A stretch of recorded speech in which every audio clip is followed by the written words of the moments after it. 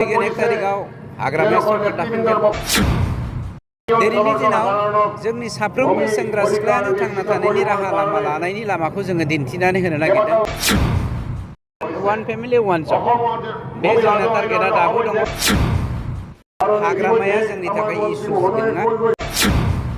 Central selection बर्डनि गेजेरजों नङाब्ला जों मालाबाबो साख्रिखौ होनो हाखाया। रंगाजुलि दिनै 7,000निख्रुइबो बांसिन BPFनि सापर्टारफ्रा UPPLआव जयेन जादों आरो बेफोरबायदि सुबुं आरो गान जयनिं प्रग्रामा मोनफ्रोमबो समस्थियावनो बे बारनिफ्राय जोङो टारगेट लादों। गतिके बे जालांबाय थाखासिगोन। बिथांमोननि बुंनाय आरो प्रेक्टिकेल बेजों गोरोबथाय गैया। बिथांमोना मा बुंदों मा बुङा बेखौ जों मिथिया, खिन्थु दा जे BPFनिफ्रायनो 7,000निख्रुइबो बांसिन मानसिया UPPLआव जयेन जाबाय, बेनो बिथांमोननि सोंनायनि फिननाय। दाखालि एसेम्ब्लियाव बिथांमोननि सोंनायनि फिननायखौ आं डिपार्टमेन्टनि मोजाङैनो फिनखादों जे बिथांमोना कम्पेनसेसन बियो, साख्रि होनो हायैनि बाथ्रा बुङो, खिन्थु जोंनि UPPL दोलोआ मानबिबाद प्रमद बर' बिथांनि दैदेननायाव साख्रि होनो दा हाथों होननानै बिथांमोना हाइकर्टआव रिट पिटिसन जमा होदों जे जोंनि सेन्ट्रेल सिलेक्सन बर्डनि गेजेरजों नङाब्ला जों मालाबाबो साख्रिखौ होनो हाखाया।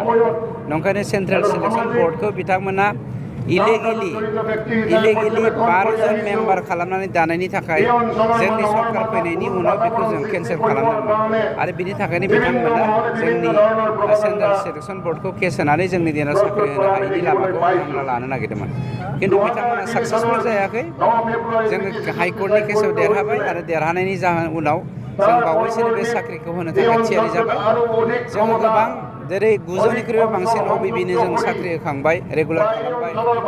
बेफोरबायदिनो बावैसोनो जोङो नैबे टेट पास जानाय जोंनि लेखा गोनां सेंग्रा सिख्लाफोरनि पस्टखौबो जोङो 900 माने इन्टारभिउ फाथिनानै साख्रि होनो नागिरदों आरो बेफोरबायदिनो जालांबाय थासिगोन। जों प्राय 11,000नि गेजेरावहाय जोङो साख्रि होनायनि बेबस्था लादों। गतिके बोसोरनै दंबावो, बोसोरनैनि गेजेराव जोङो मावगोन। मानोना थांनाय 17 बोसोराव बिथांमोना जिबायदि 3,000निख्रुइबो बांसिन कौटि थाखा जाख्ल'बाय आरो गोबां इलिगेल खामानि मावबोबाय, बेफोरखौ सिद्र खालामनायावनो जोङो 3 बोसोरा थांबाय। 3 बोसोरनि 1 बोसोराथ' जों जेबोखौनो मावनो हायाखै कभिडनि थाखाय। वान फेमिलि वान जब बे जोंना टारगेटआ दाबो दङ आरो जाफुंगासिनो दङ।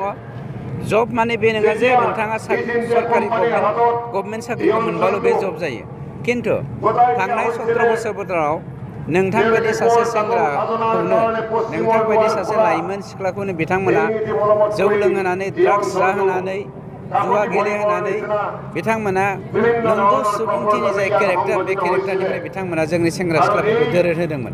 खिन्थु दिनैनि दिनाव जोंनि साफ्रोमबो सेंग्रा सिख्लायानो थांना थानायनि राहा लामा लानायनि लामाखौ जोङो दिन्थिनानै होनो नागिरदों, जायखौ होनदों जोङो वान पस्ट वान जब। बिथांमोननि जा बुंनाय बेथ' बुंबोगासिनो दंखायो आरो नोंथाङा मोनसे बाथ्राखौ गोसोखां, नोंथांमोननि मिडियानि गेजेरजों ओंखारबाय थादों जे फैगोन 1 तारिखआव हाग्रामाया सरकार दाफिनगोन, नेक्स्ट मास मोनथामनि उनाव हाग्रामाया सरकार दाफिनगोन। बिदि बुङै बुङै रायजोफोरखौ थगायनानै 3 बोसोर बिथांमोना थगायखाबाय आरो बिथांमोना जे थगायबाय थायो, थांनाय 17 बोसोरावबो बिनि प्रमाणखौ दिनै रायजो राजाफ्रा मोनखादों। जायनि जाहोनाव थगायसुला हाग्रामानि BPF पार्टि होननानैनो मानसिफ्रा थानो बानानै हाग्रामानि पार्टिखौ मुगैनानै दिनै UPPL दोलोआव जोंनि बे BTR हालामावहाय साफ्रोमबो हारियानो खौसे जानांगौ होननानै दोलै नोगोरै ओंखारबोदों। जोङो मोनसे बाथ्राखौ गोसोखां, बिथांमोना गावसोरनि पावारखौ जुगामि लाखिनो नागिरनायनि थांखिजोंनो जोंनि गेजेराव सा सोनाब सानजा खोला रानलायनानै जोंनि फिसाफोरखौ, जोंनि बिदा फंबायफोरखौ, जोंनि हाबाफोरखौ डिभिजनाव दोनदोंमोन। जायनि जाहोनाव बिथांमोना जोंखौ देगारजोंबो बिखायाव सुनो हादोंमोन आरो नांगौ जायोबा बिथांमोना बिलेट लाबोदोंमोनबो। गतिके बेफोर फाननिफ्राय, बेफोर खैसानिफ्राय जोंनि हारिया, जोंनि समाजा, BTRनि रायजो राजाफ्रा ओंखारबोनो हाबाय। बिकल्प मोनसे अल्टारनेटिभ लामा मोनबाय। बेवहाय हाग्रामाया जोंनि थाखाय इसु नङा।